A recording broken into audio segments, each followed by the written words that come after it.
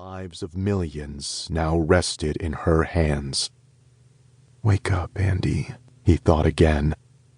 She looked so frail as she lay on the soft white medical bed now, lost in sleep. Dex winced as he imagined what she likely saw there.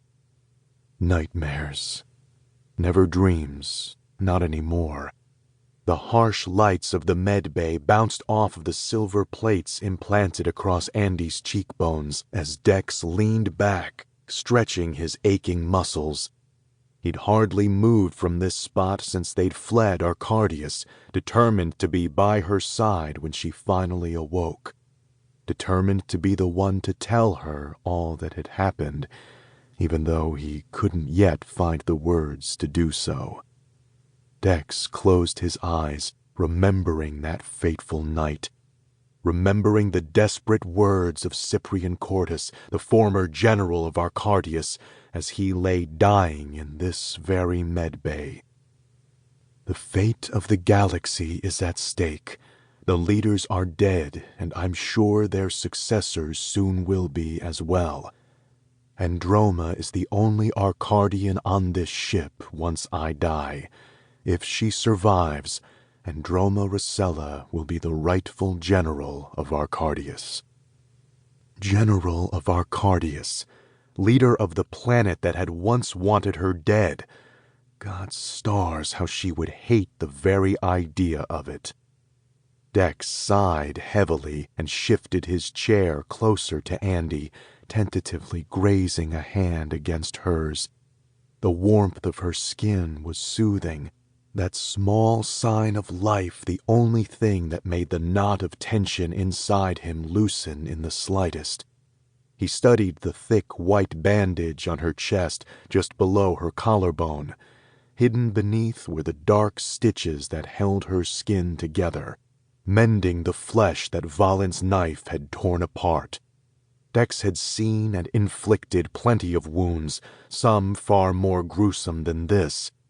But seeing Andy in such a state brought back a wave of memories that sent his head spinning out of control. Valen Cortis stood before Andy at the Eucatoria ball, blood dripping from the knife he'd just plunged into her chest. Andy fell to her knees, grasping for the hilt with shaking hands, wrenching the blade free. Then she swayed, and the knife tumbled to the ground as Andy collapsed, surrounded by a growing pool of her own blood. He was too late. For a heartbeat, Dex thought she was dead. All around him the room was growing quieter, the screams dying down. A few more shots here, a few more there, the thump of a body hitting the floor, the click of another silver bullet sliding into a rifle's chamber. Dex finally reached the stage. The system leaders were huddled together in their chairs, bodies of patrolmen littering the ground around them. But Andy was the only person he had eyes for. "Hang on," Dex said to Andy. His fingers found her throat. A tiny heartbeat beneath her skin. "You just hang on." Dex blinked at the sound of Andy's sudden groan. He realized he'd been squeezing her hand too hard. The ends of his fingernails, ragged from chewing the past few sleepless nights, were biting into her palm. He let go at once, but leaned forward all the same, unable to look away from her face. "Andy?" Her eyelids fluttered. For a moment, Dex feared she was dying, that her stitches had become infected, or the blood that Lon had donated in the few precious moments after their escape had mixed wrongly with hers, universal donor or not.